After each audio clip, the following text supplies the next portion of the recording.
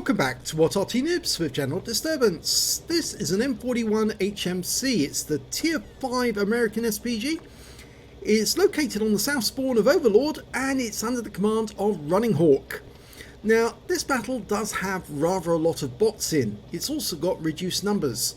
So, yes, this is going to be quite interesting because in these reduced numbered games, it could go either way very quickly. There's 10 players on either side, and as far as I can tell, just looking at the names, we just put the names up again. Well, I can only see three real players on either side.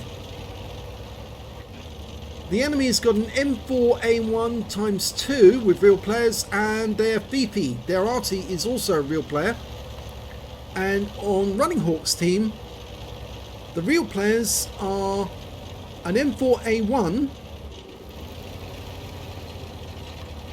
and a T67. Okay, well, he's found his firing position and he's looking for enemy targets. That's a bot, the Churchill. There's the M4A1. That's a live player there, the one that's been spotted. And the one down the beach, that's also a live player. Now, just because they're bots doesn't mean that this is an easier game, because bots can be quite good. They also can be very, very accurate. He's got no shot there on the M4A1 because the cliff obstructs the field of fire, but he probably will be able to get a shot on that Churchill. That's a bot. Lining him up. Ready to go. Rounds out.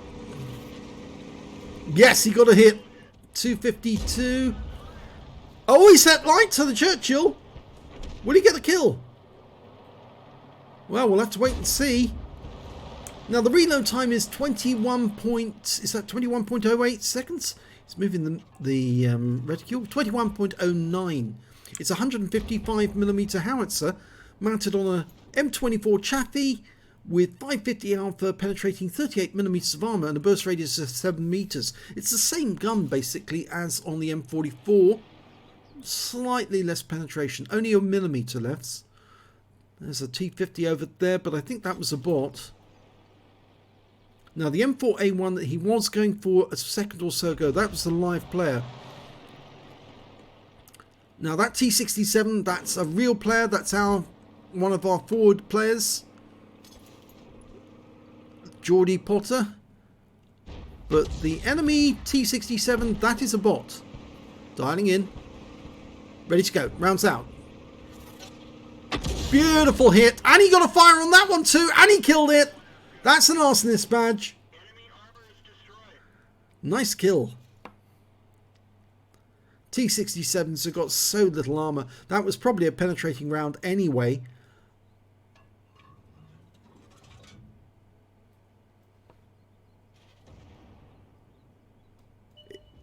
Okay, T50's in view. That's a bot, that one.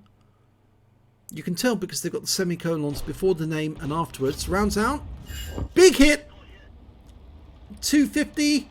That's a non-penetrating round, that one. But it was a nice big hit on the T50. You'd heard the shell go off against the side of the hull. Oh, and the Fifi on the enemy team, the Leffy, he managed to kill our T67. And that was the only live player up that end. We fired a round in at the Fifi, expecting him to move forward, and he didn't. He stopped. Instead of marking the spot and waiting for the reload, he's decided to go after this M4A1, who is a live player. He's going up against that bot and the P43. Almost ready to shoot. We're almost dialed in. Rounds out. Kill shot. So that's the second live player he's killed. Or second tank he's killed. Now that OI experimental, that's a bot. He's taking a lot of damage from some of the other bots. Okay, he's dialing in again because he had to adjust the aim. Fires the round in and... oh, he got the kill! That's 3 kills. He's having a good game. It takes practice to be good with the M41 HMC, but once you actually do get the hang of it, it's actually a lot of fun, because it is basically like a mini M44. It's just it does have a fairly long reload, much longer than the M44, 6 seconds longer, and it's a little more difficult to get the accuracy. Once, of course, you've got a good crew, it is very accurate. He's now still looking for that enemy Arty, who should be in that general... There he is, the tracer. Yep, no, a little further south, a little further south. Oh, you've got to look for where the tracer originated. That T50, he's a bot, but he stopped suddenly. And again. And that's a kill. He splashed him to death. Yes, he was. There we are. No, slightly south. That's it. Bit further over to the left. Just waiting on the reload. Just about there. That looks good. That looks good. Yes, I saw the tracer come out. Rounds out. Now, will that get him? It was close. Very close. We saw the shells coming out from the Fifi. He's going after our heavy tanks at the moment.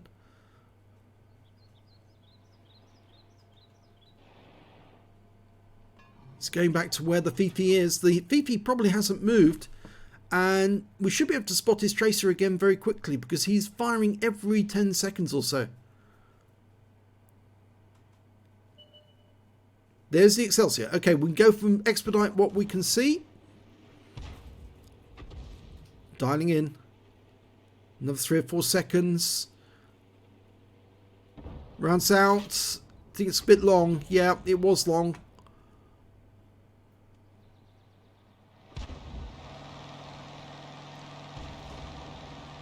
Okay, we're following the Crusader for the moment. He's engaging our P43.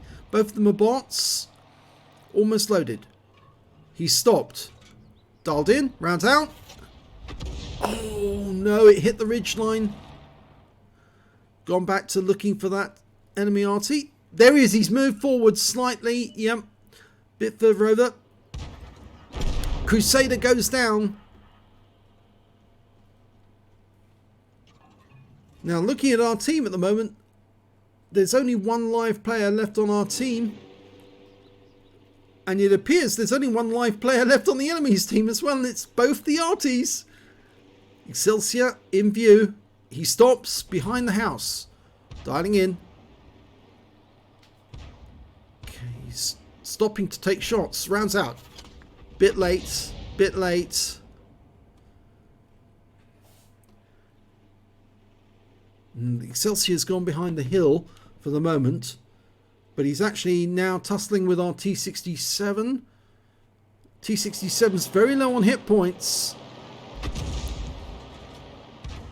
And he kills our T67. We fire at the Excelsior. Direct hit, 220. A nice direct hit. The good thing about bots as well is that they cannot tell the enemy Arty where you are. Because they don't know, or rather, they don't care. They don't tell the enemy Arty, whereas live teammates can actually let your teammates know, or let your Arty know where they were hit from. Okay, dialing in on the Excelsior. Just lead him a little. Too late, too late. You've got to lead him a little just to let him drive back into the shell. He's got to aim just slightly behind him as he moves backwards. Now, we've lost sight of him temporarily because the Churchill and KV-1 can't see him, but more than likely he will come into view again. Running Hawk's got 7 rounds left.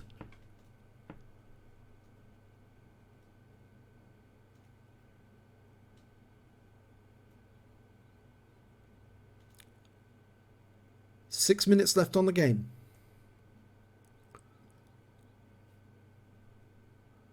Now, it's very possible that the enemy Arty, the Fifi, will drive south.